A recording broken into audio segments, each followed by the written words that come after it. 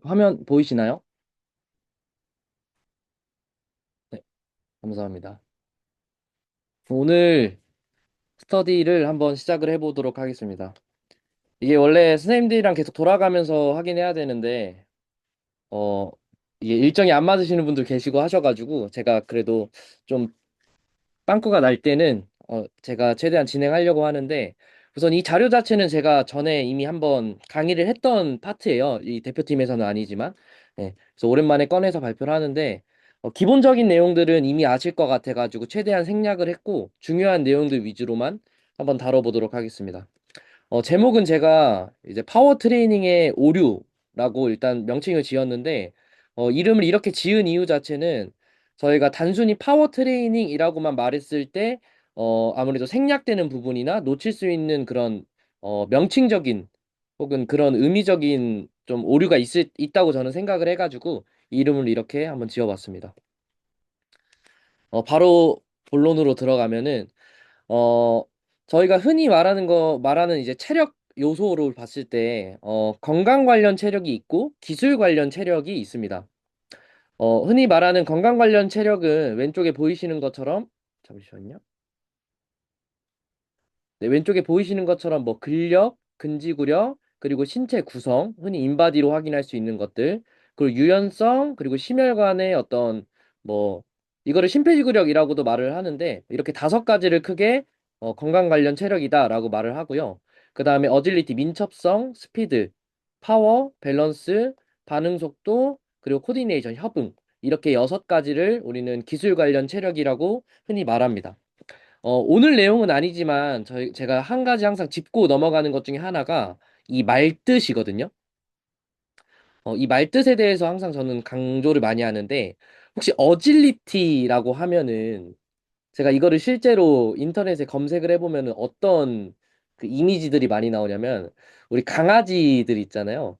강아지들이 그 주인이랑 같이 막 이렇게 왔다 갔다 뛰어다니면서 뭐 장애물을 넘고 방향전환하고 그런 스포츠가 나오거든요.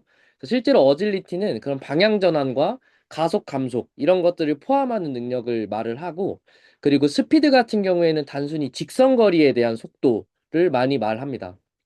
어, 뭐 파워, 밸런스, 코디네이션 같은 경우는 흔한데 그리고 이제 리액션 타임 같은 경우도 이걸 딱 정의하기가 어려워하시는 분들이 계신데 이거는 뭘로 생각하시면 되냐면 처음에 어떤 자극이 주어지고 그게 어떤 저희 뇌를 거쳐서 다시 움직임으로 나오는 그 순간까지의 속도를 말하고, 여기서 움직임이 발생하는 그 과정은 생략이 됩니다. 그냥 그거 자체는 어떤 파워나 스피드나 어질리티의 능력이고, 리액션 타임 같은 경우에는 그 자극이 주어지고, 그거를 해석하고, 움직임을 시작하는 그 순간까지가 리액션 타임이라서, 사실 저희 핸드볼 같은 경우에는, 순간적으로 뭐, 골키퍼가 공을 캐치한 순간 뭐 윙플레이어들이 달려나가는 그런 식의 어 어떤 반응이 필요한데 그것도 사실 뭐 저희가 박수를 치는 순간 뛰어나가게끔 한다든지 혹은 어떤 시그널을 주는 순간 뛰어나가게끔 한다든지라는 방식으로 이 리액션 타임을 따로 트레이닝 할 수 있다. 뭐 요거는 번외로 잠깐 말씀드리고 넘어가겠습니다. 그래서 저희는 항상 요 기본 체력 요소를 갖춘 후에 스킬 관련된 체력 요소로 넘어가는 그런 경향이 있는데 오늘은 그 중에서도 대표적으로 이 스트렝스 그리고 파워를 기준으로 설명을 좀 드리려고 합니다. 실제로 이 나즘의 OPT 모델, 나즘 뭐 CES나 PES 이런 자격증 책을 보면은 OPT 모델이 항상 등장을 하는데요. 이 OPT 모델에서도 그 나와 있는 게 이 스트렝스가 항상 기반이 되어야지 파워로 넘어가는 이런 단계적인 것들을 설명하고 있습니다. 저는 이 스트렝스와 파워를 조금은 전문가스럽게 표현을 좀 해보면은, F는 MA라는 공식과 P는 FV라는 공식을 통해서 오늘 강의를 쭉 계속 이끌어 가볼 건데, 요게 사실 어려워요. 저도 아직도 어려워서, 항상 이 보기 전에 대본을 한참 동안 읽고 시작을 하는데, 제가 조금 쉽게 한번 설명을 해드리면은, 이렇게 설명할 수 있을 것 같습니다. 우선 F 같은 경우에는 저희가 실질적으로 발생시키는 힘이라고 생각을 하시면 될 것 같고요. 그리고 M은 무게, 그리고 A는 가속도입니다. 그 P는 FV 공식을 보면은 마찬가지로 F 값이 이렇게 똑같이 들어가고, 그 다음에 V는 속도로 들어갑니다. 그리고 이거를 우리는 파워라고 하는데, 여기서 제가 어려웠던 부분은 요 두 개인 것 같아요. A와 V의 차이가 뭐지? 라는 건데, 이렇게 생각하시면 편할 것 같습니다. A는 속도의 변화량을 뜻합니다. 즉, 40km에서 60km로 1초 만에 변화했다라고 치면은, 이 사람의 가속도는 20km per second이 되겠죠. 반대로 V라는 공식에서는 이런 가속도의 개념이 아닌 현재 속도가 들어갑니다.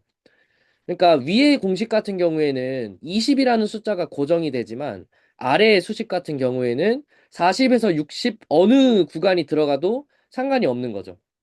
뭐 좀 더 정확히 표현하면 평균 속도를 구한다고 하면 50이라는 숫자가 딱 들어가겠지만 내가 어느 순간을 체크하냐에 따라서 40에서 60까지 범위가 좀 넓게 사용될 수 있다라고 이해하시면 될 것 같습니다. 일단 식 자체는 뭐 그렇다 이해를 할 수 있는데 그래서 이 식이 어, 어떻게 적용이 될까가 사실 저는 좀 어려웠는데 제가 화살표 하나를 추가해서 이걸 조금 쉽게 만들어 보겠습니다. F는 제가 아까 만들어내는 힘이라고 했죠. F는 원인이라고 생각하시면 될 것 같아요. 어떤 원인이냐면 이 특정 질량의 특정 속도 변화를 만들어낼 수 있는 원인이 F라고 이해하시면 될 것 같습니다. 그렇다면 P는 뭐냐? P는 파워 값인데 얘는 결과입니다. 어떤 결과이냐면, 아이고, 어떤 결과이냐면 요 만들어낸 F라는 힘 같은 거죠. F라는 힘과 그리고 지금 발생시키고 있는 속도라는 개념이 곱해져서 만들어낸 결과값입니다. 자, 조금 더 쉽게 표현을 해보면 똑같은 데드리프트 동작을 하더라도 제가 힘을 먼저 주고 이것이 이 질량의 속도 변화를 만들어내는 어떤 원인이 되는 것이고요. 어, 이제 다른 개념으로 이 힘을 부여를 해서 요 속도만큼의 움직임을 만들어내면은 얘네를 우리는 파워 값이라고 산출해낼 수 있습니다. 그러니까 약간 원인과 어떤 결과적인 측면으로 받아들이시면 좀 좋을 것 같은데 그럼 저희가 이 개념을 실제로 트레이닝에 적용을 해보자 라고 했을 때 잠시만요. 네, 실제로 적용을 해보자 라고 했을 때 어, 그래 오늘 파워 트레이닝을 해야겠다. 그래서 이 그림을 떠올리겠죠? 아까 그 그림. P는 F와 V 값이다. 그러면은 한 가지 이제 오류, 제가 오늘 말하고 싶은 가장 중요한 내용인 오류가 발생을 합니다. 그게 뭐냐면은 파워 수치는 10입니다. 그러니까 여기에는 F 값이 들어가고 V 값이 들어갔잖아요. 근데 얘네를 똑같이 10으로 만들 수는 있는데 방식이 여러 가지입니다. 예를 들어서 첫 번째는 F 값 자체를 5로 만들 수가 있고, 그리고 V 값을 2로 만들 수 있죠. 얘도 똑같이 10입니다. 그리고 반대로 속도를 5로 만들고, 무게를 2로 만들면 얘도 똑같이 10이죠. 그래서 우리는 단순히 파워 트레이닝이라고 흔히들 이제 선수촌에서도 많이 말하잖아요. 오늘 파워 트레이닝 한다. 근데 사실상 이 파워 트레이닝 안에의 주된 변인 자체가 두 가지이기 때문에 이 두 가지를 각각 어떻게 컨트롤 하는지에 따라서 트레이닝 자체가 바뀌고, 당연히 트레이닝이 바뀌다 보니까 저희가 기대할 수 있는 효과가 달라지는 거죠. 어, 이거를 제가 결론적으로만 말씀드리면, 무게값을 올렸을 때, 즉, 여기는 이제 F 값이 아마 변할 겁니다. 그랬을 때는 스위치가 켜진다라고 우선은 이해하시면 좋을 것 같습니다. 그리고 두 번째로 속도 값을 올렸을 때는 이 전력량 자체가 많아진다라고 일단은 이해하시고 제가 다음 그림에서 한번 좀 더 구체적으로 설명을 드릴게요. 저희가 이게 지금 근섬유라고 봤을 때, 어, 네, 이게 근섬유라고 한번 보겠습니다. 그러면은 하나의 그 알파 모터 뉴런이 이렇게 지배를 하고 있겠죠? 근데 얘네가 지배하고 있는 근섬유는 사실 전체적으로 켜지겠죠? 근데 만약에 내가 요 F 값을 올리는 즉 스트렝스 트레이닝을 하게 되면은 켜질 수 있는 근섬유 자체가 많아진다라고 이해하시면 됩니다. 이걸 우리는 조금 전문적인 용어로 리크루이먼트, 동원율이 올라갔다라고 표현을 합니다. 그럼 반대로 속도값을 올리면은 어떻게 되냐면요. 기존에 켜지는 똑같은 운동을 했을 때 켜지고 있는 어, 그런 지배당하고 있는 근섬유들의 어, 이 발화율이 커집니다. 얘를 저희는 뭐 레이트 코딩 뭐 이런 식으로 표현을 하죠. 그래서 결과적으로 봤을 때 저희가 전력량을, 죄송합니다. 파워 트레이닝 중에서도 스트렝스를 위주로, 즉, 무게를 올리는 식으로 트레이닝을 하게 되면은 꺼져 있던 어떤 근섬유들을 켜지는데 좀 더 포커싱을 맞출 수가 있고, 속도에 초점을 맞추게 되면은 똑같이 일을 하고 있던 어떤 근섬유를 더 빠르게 혹은 더 많은 자극을 짧은 시간 안에 줄 수 있는 식으로 트레이닝을 할 수 있습니다. 이거를 동원이라고 저는 표현을 했고, 이 친구를 발화율이라고 표현을 했는데, 이거를 조금 한 단계 더 나아가서 표현을 하면은, 이 친구 같은 경우에는, 흔히 말하는, 뭐, 공간적 가중이라는 표현을 또 붙일 수 있을 것 같고, 이 친구는 시간적 가중을 통해서 저희가 흔히 이렇게 표시하는 이게 연축이면은 두 번이 뭐 강축이 되고 이게 이어지면은 역치점을 넘어서 근수축이 실제로 발휘를 하잖아요. 이런 어떤 메커니즘을 증가시킬 수 있는 두 가지 요인이 될 수 있다라고 일단 설명을 드리고 싶고, 그럼 얘네 중에서 과연 우리는 뭐를 먼저 트레이닝 해야 될까라고 한번 생각을 해볼 수 있겠죠. 그러니까 시간적 가중을 먼저 포커싱을 해서 속도를 먼저 올릴 것이냐, 아니면은 공간적 가중을 좀 포커싱을 해서 먼저 근력, 파워 스트렝스, 최대 스트렝스 운동을 할 것이냐. 이거를 생각을 해볼 수가 있는데, 정답은 아니겠죠. 많은 연구들과 저의 그 또 의견을 덧붙이자면은 첫 번째는 우선은 공간적 가중, 즉 최대 스트렝스 운동을 먼저 하는 것을 선호하고 있고 실제로 효과가 많다라는 연구가 있고요. 그리고 그 다음에 이제 스피드 트레이닝으로 들어가서 실질적인 발화율 자체를 올리는 방식으로 진행이 됩니다. 다시 아까 이 그림으로 돌아오면 이제는 조금 이해가 되시죠? 그리고 실제로 이것뿐만이 아니라 저희가 흔히 페리오디제이션이라고 말하는 주기화 프로그램이나 혹은 주기화와 관련된 연구들을 보더라도 이런 형식의 흐름을 따라가는 것들을 쉽게 발견하실 수 있습니다. 얘네를 좀 더 세분화하게 되면은 어, 뭐 최대 스트렝스 운동의 이쪽 방향에 있으면은 그 다음에 이제 최대 스피드와 관련된 트레이닝이 있을 것이고 그 사이에 이렇게 많은 일련의 과정들이 있습니다. 그러니까 저희가 만약에 지금 시즌 중이라서 다급한 그런 급한 상황이 아니라면은 비시즌 중에는 최대 스트렝스부터 시작해서 혹은 그전에는 뭐 근비대나 혹은 근지구력과 같은 기본적인 베이직 같은 요소를 쌓은 최대 스트렝스 운동 후에는 네, 그 후에는 이런 식으로 좀 단계를 쌓아가면서 결국에는 마지막에 최대 스피드. 뭐 이게 어떻게 보면은 우리가 흔히 말하는 파워에 제일 가까운 개념일 것 같아요.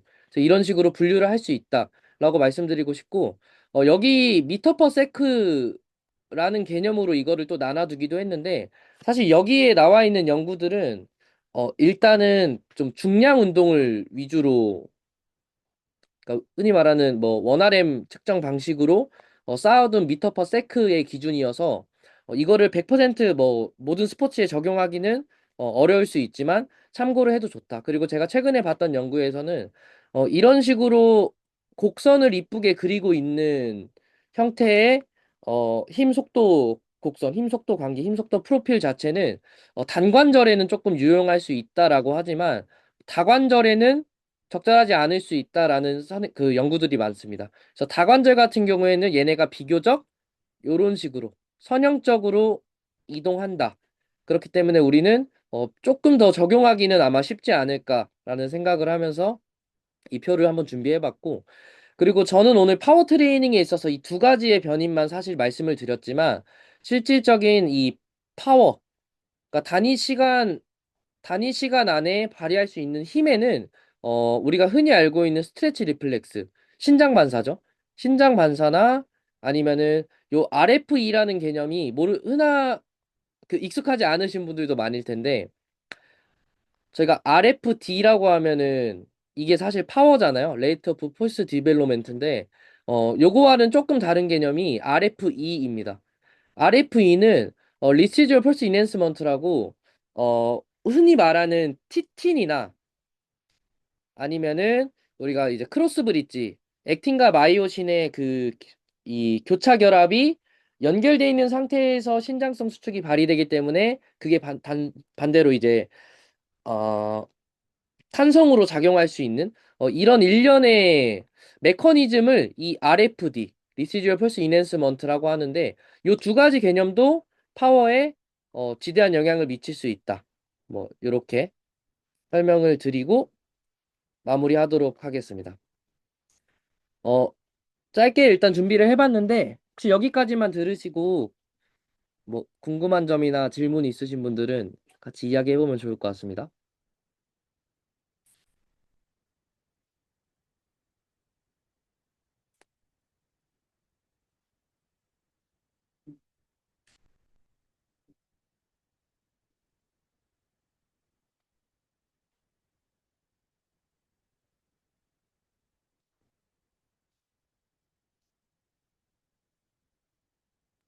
그러면 제목에서 나온 파워 트레이닝의 오류의 요점이 지금 얘기해 주신 그 부분인가요?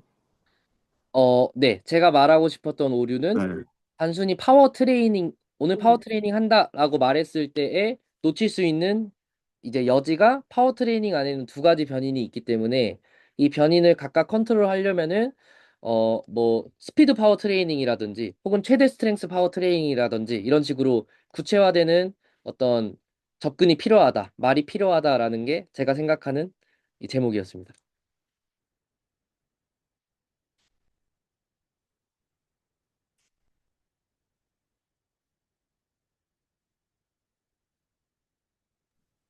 이게 결론적으로 선수들 퍼포먼스를 올리려면 둘 다 필요한데, 네네. 그죠? 저희가 재활로 할 때는 뭔가 스트렝스를 먼저 좀 하다가 그 다음에 스피드를 가는 경우도 있는데 네. 초기에 적은 강도 가지고 스피드를 올리는 것도 초기 재활에 또 쓰기도 하거든요. 그래서 네네. 이런 게 이제 퍼포먼스에 또 어떻게 영향을 많이 미치느냐가 저희가 해결해야 되거나 지도자 선생님들하고 같이 얘기해 보는 것 같아요. 음. 음.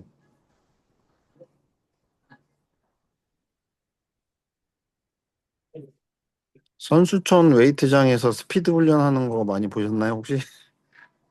스피드 훈련은 그 선수촌 웨이트장 그 넘어가서 웨이트장보다는 트랙, 나가서 그죠? 트랙 있는 네. 데에서는 네. 이제 뭐 하시는 거를 건너는 네. 봤는데 저희 쪽에서는 네. 막 그렇게 하진 않았던 것 같아요. 네. 속도 장비가 좀 있어야지 그 트레이닝 할 때 도움 많이 받긴 하더라고요. 음.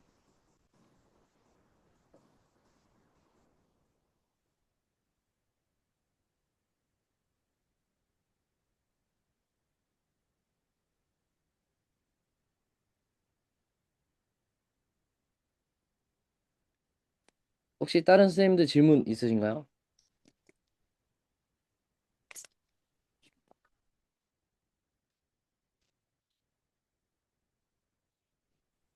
그 혹시 스트렝스랑 파워를 주기화할 때 네. 구체적으로 뭐 어느 정도 기간으로 텀을 두고 하시는지 그거는 여쭤 주기화라는 것 자체가 사실 개념적으로 빅 이벤트를 기준으로 이게 끌고 가는 거잖아요. 네. 그렇다 보니까 저는 일단은 여기까지 남은 기간이 얼마나 되는지를 조금 체크를 하는 게 1번일 것 같고, 그리고 저희가 완전히, 뭐 정석적으로 가게 되면은 이거를 네 가지로 뭐 나누고, 이 네 가지 안에서도 달별로 나누고, 주별로 나누고, 이런 식으로 접근을 하는데, 어, 사실, 저희 핸드볼도 그렇고, 이게 1년 내내 이걸 트래킹할 수 있는 팀이 그렇게 많을까라고 했을 때 그렇진 않거든요. 그러니까 대회가 있으면은 아무리 빨라도 뭐 2달 내외로 모여가지고 소집을 해서 그때부터 훈련을 하는데 그럼 내가 2달 안에 이 주기화 자체를 성공적으로 할 수 있을까라고 했을 때 건너뛰어야 되는 부분이 있는 것 같아요. 그러니까 흔히 말하는 저희가 그래도 국가대표급 운동 선수들이기 때문에 근지구력적인 측면이나 혹은 뭐 그런 기본적인 거 근비대적인 측면에 대한 주기화는 건너뛰어 버릴 필요도 있다. 물론 그게 되면은 더 나은 퍼포먼스가 될 수 있겠지만 그거부터 챙겨버리면은 저희가 원하는 기간 안에 이 피크 퍼포먼스를 못 만들 수 있기 때문에 그런 좀 기간을 비효율적이라는 말씀이시고. 네? 좀 비효율적으로 될 수 있다는 거죠. 이거를 이 네네네. 기간이 한정적인데 네, 실제로는 맞아요, 맞아요. 저희가 뭐 준비할 수 있는 뭐 적어도 6개월이나 이 정도 시간이 있는 게 아니라 당장 뭐 두세 달 뒤에 빅 이벤트가 있으면은 그 시간 내에 생각했을 때 뭐 말씀하신 것처럼 스트렝스부터 시작해서 뭐 파워를 올리고 그 다음에 이제 어질리티나 스피드 넣고 이런 식으로 다 지키는 건 좀 현실적으로 좀 어렵기 때문에 네, 그래서 제가 여쭤보는 게 그 네. 실제로 어떻게 하고 계신지 좀 구체적으로 궁금하거든요. 아, 근데 이 주기화를 뭐 저희 팀을 포함해서 완전히 다 끌고 가는 팀이 그렇게 많을까 저는 잘 모르겠어요. 일단 저희 팀 같은 경우에는 저희는 이런 컨셉적인 거를 갖고 있고 뭐 실질적으로 그렇게 할 준비도 돼 있지만 뭐 웨이트장에서 프로그램을 받아서 쓴다든지 뭐 그런 어떤 현실적으로 적용을 못하는 부분이 커서 저희도 개념적으로는 다 이렇게 이해하고 준비는 돼 있지만 실질적으로 막 쓰고 있진 못하다. 네. 음. 일단 현실이 그런 것 같습니다. 혹시 다른 쌤들 중에 팀에서 주기화를 이렇게 그 트레이너의 그 영역으로서 하시고 계신 분 계신가요?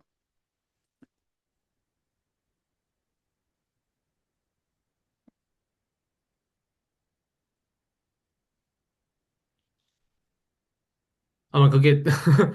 확실히 선생님 말씀하신 것처럼 현실적으로 어려운 부분이 있는데 네. 제가 그래도 그게 좀 저희 브레이킹 팀은 웨이트 시간이 좀 많아가지고 네네. 그래서 그걸 조금 조절할까 하고 감독님이랑 상의를 하고 있거든요. 그래서 근데 좀 구체적으로 좀 설명을 드려야 될 것 같은데 좀 전략을 바꿀 생각을 하고 있습니다. 주기화를 좀 적응을 해서 왜냐면은 지금 뭐 당장 시합 한두 달 앞두고 계속 근비대 트레이닝 하고 있으니까 그래서 그러면은 좀 말씀하신 대로 좀 생략을 하고 음, 좀 더 파워에서 스피드로 이어질 수 있는 그런 좀 주기와 단주기를 좀 써서 네. 사용하면 좋지 않을까. 네네. 그 실제로 연구들도 보면은 어 그 흔히 말하는 쇼텀 페리오디제이션인데 그러니까 짧은 페리오디제이션 이게 기간 자체로 보면은 한 8주에서 12주 정도의 짧은 주기화를 통해서 퍼포먼스 향상을 뭐 이끌어냈다라는 연구들이 있어요. 그래서 유산소적인 측면을 강조하는 그 스포츠에서는 유산소 운동을 실제로 진행을 해서 유산소 능력이 올라갔다. 반대로 이제 무산소는 무산소 운동을 해서 무산소 능력이 올라갔다. 이런 연구들은 많은데 거기에 이제 항상 공통적으로 들어가는 거는 이미 숙련된 상태의 운동선수들은 그게 가능하다. 그래서 쇼텀 페리오디제이션도 충분히 활용할 만하고 그 키워드를 가지고 아마 뭐 펀메드나 이런 데 검색을 해보시면은 나올 거예요. 그거를 한번 활용해 보셔도 좋을 것 같다.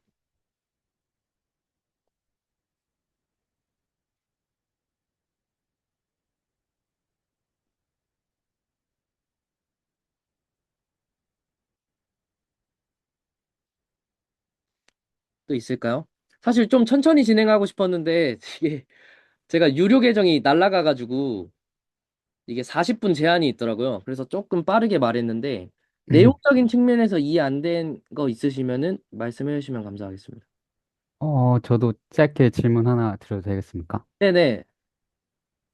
안녕하세요. 오랜만입니다, 쌤. 네, 잘 지내시죠? RFD랑 FRE를 네, 트레이닝 할 때, 네, 솔직히 그거를 그 구분해서 하기가 되게 조금 애매한 부분이 있다고 저는 개인적으로 생각을 하는데, 혹시 네네. 어떻게 다르게 디테일하게 접근하시는 게 있는지 좀 궁금하긴 합니다. 혹시 아까 RFD랑 아까 말씀하셨던 신경계 동원 속도 빠르게 하는 게 FR이 아니었나요? RFE였나요? 아, 제가 뒤에서 티틴 이렇게 말씀드린 거 말씀이시죠? 네네네. 아, 그게, 잠시만요. RFD가 우리가 흔히 말하는 파워를 말할 때, 빠르게 생산해내는 힘. 맞아요, 네. 맞아요. 그리고, Residual First Enhancement니까 RFE. 네.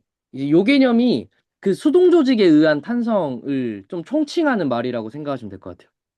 음, 네. 그래서 흔히 우리가 RFD다라는 거는 뭐 이 표로 봤을 때 이 힘을 내는 속도를 여기에서 요렇게 바꾸겠다라는 식으로 표현을 하는 거니까 이게 이 연축으로 시작해서 강축으로 이어지고 그리고 완전히 역치를 넘는 이런 연속된 강축 그리고 이어지는 속도를 올리는 거니까 RFD를 올리는 어, 어떤 목적으로는 저희가 아까 했던 최대 스트렝스 운동을 하거나 아니면은 최대 스피드 운동을 하거나 라는 걸 통해서 공간적 가중을 증가시키거나 아니면 시간적 가중을 증가시켜서 이 역치를 최대한 빠르게 넘길 수 있다. 요게 이제 같은 표현.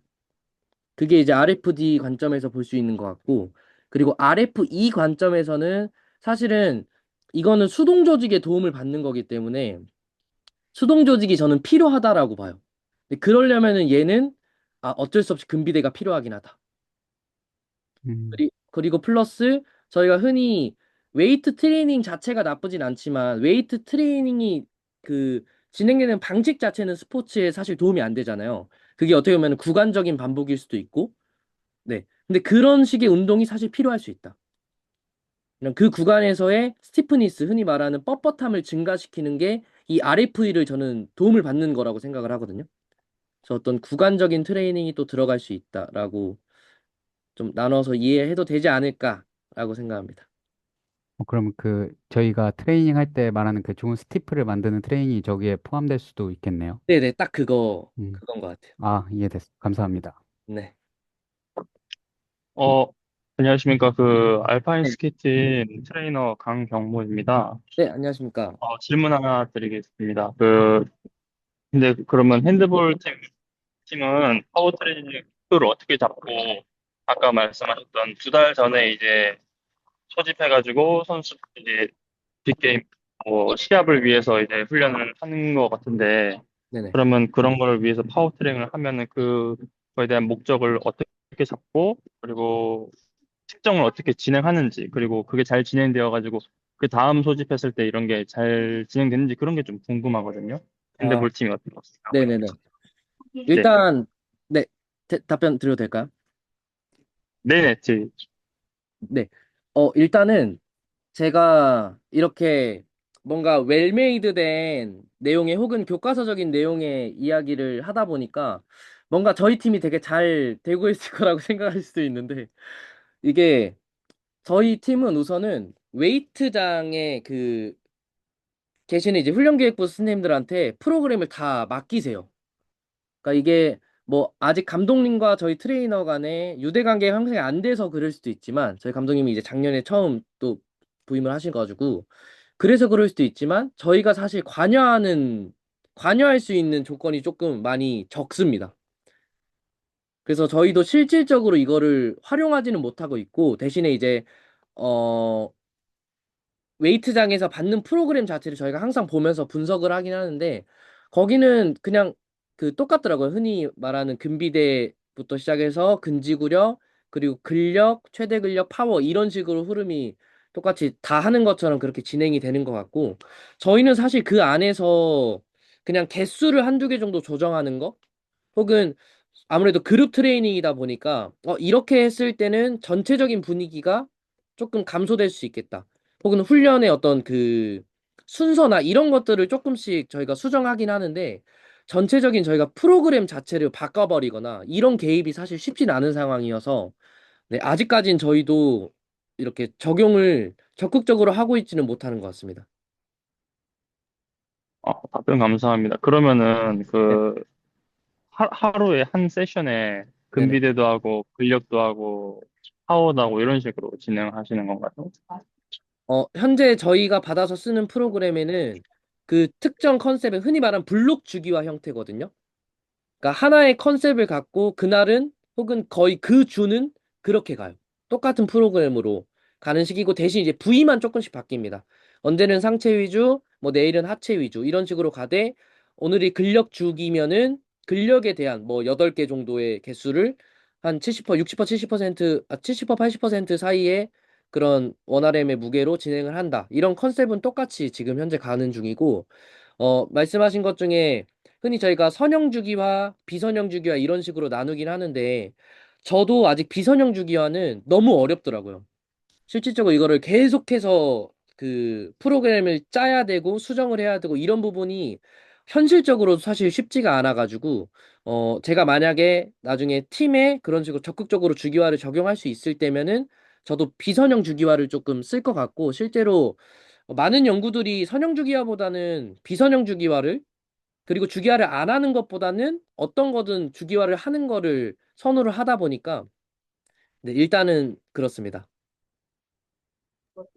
네, 답변 감사드립니다. 감사합니다.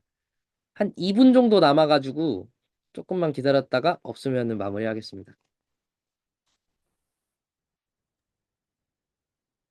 저 그 비슷한 질문일 수 있는데요. 네, 그 아까 말씀드렸던 그런 그 강경모 선생님께서 말씀하셨던 대로 네, 이렇게 그 한 세션 안에 컨셉을 좀 자꾸 블록으로 주결한다 하셨는데 네. 그런 프로그램을 그러니까 좀 실무적인 그 고민입니다. 그러니까 그 프로그램을 웨이트장 측에 제시를 먼저 하시는 건가요? 아니면은 받은 거에서 좀 수정을 해서 그 지도를 하시는 건지. 일단 저희가 먼저 제시를 하지는 못하고 있고 그냥 아, 프로그램이 사실 나와 있잖아요. 웨이트장 가면은 그 큰 모니터에 프로그램이 네. 이제 그거를 저희도 켜놓고 오늘 뭐 할 차례네라고 켜놓고 어, 그 안에서 뭐 예를 들어 개수가 12개네 혹은 오늘이 근력이 아니고 뭐 예를 들어 근지구력이 돼 있다. 예를 들어서 그러면 저희가 근데 지금은 근력이 좀 필요할 것 같긴 하다. 그러면은 그냥 따로 그 훈련교육부랑 컨택을 말씀을 안 드리고 뭐 근력적으로 진행하기도 합니다.